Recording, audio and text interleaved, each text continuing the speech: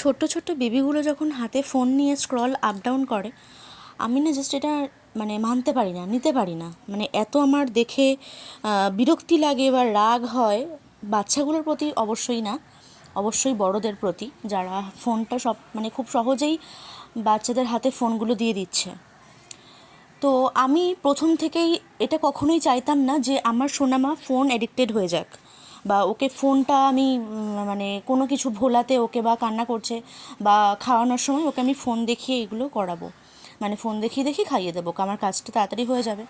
তো আমি এটা কখনোই চাইনি। তো আমি যখন সোনামা যখন খুব ছোট, দেখো প্রত্যেকটা বাচ্চাই খাওয়া নিয়ে ঝামেলা করে, এটা খুব স্বাভাবিক, এটা সমস্ত বাচ্চাদের মধ্যে এটা একটা কমন প্রবলেম। তো আমি কি করতাম, অনেক গান করে, আগে যখন ও খুবই ছোট ছিল তখন দুধ খেত আর কি, তখন থেকেই ওর খাওয়া নিয়ে সমস্যা, খেতে চাইতো না একেবারেই। আমি কি করতাম, গান গান করে, ছড়া বলে, হাসি মজা করে, বিভিন্ন পশু পাখির আওয়াজ করে ওকে খাওয়ানোর চেষ্টা করতাম। কখনোই আমি কিন্তু ওর হাতে ফোনটা দিইনি।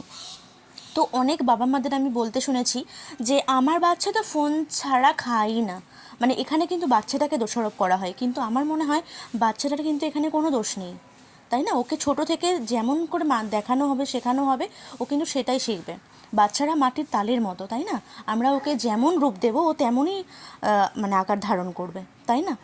তো আবার অনেক বাবা মাদের বলতে শুনেছি আমার বাচ্চা ফোনে সব কিছু পারে। তো আমার এটা শুনেও ভীষণ হাসি পায়, এতে কিন্তু কোনো মাহাত্ম্য নেই। যাই হোক, কে কীভাবে বাচ্চার প্রতিপালন করছে, মানুষ করছে, এতে আমার কোনো মতামত দেওয়ার আমি কেউ না।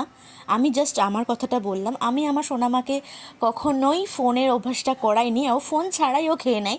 আর এখন জানো তো, ধরো আমি কোনো এক সময় হয়তো সকাল বা সন্ধে, এমনকি দুপুর বা রাত, ও কিন্তু ওই বোর্ড বুকের ছবিগুলো দেখে দেখেই খায়। এটা আমার এত হেল্প করেছে, এই বোর্ড বুকের ছবিগুলো ভীষণ হেল্পফুল। তো এক একদিন ধরো আমার কাজের খুব তাড়া, বা আমার হাতে সময় নেই, হয়তো বইটা নিয়ে আসতে পারলাম না বা ভুলে গেছি, আমার সোনামা বলবে নাম নাম, নামবো তো বলতে পারে না, নাম নাম নামবে, নেমে ও বইটা নিয়ে এসে আমাকে দেবে, মাম্মা মাম্মা তুমি আমাকে পড়াও। এটা আমি মনে হয় যে হ্যাঁ, সত্যি কিছু করতে পেরেছি। চলো, আজকের মতো টাটা।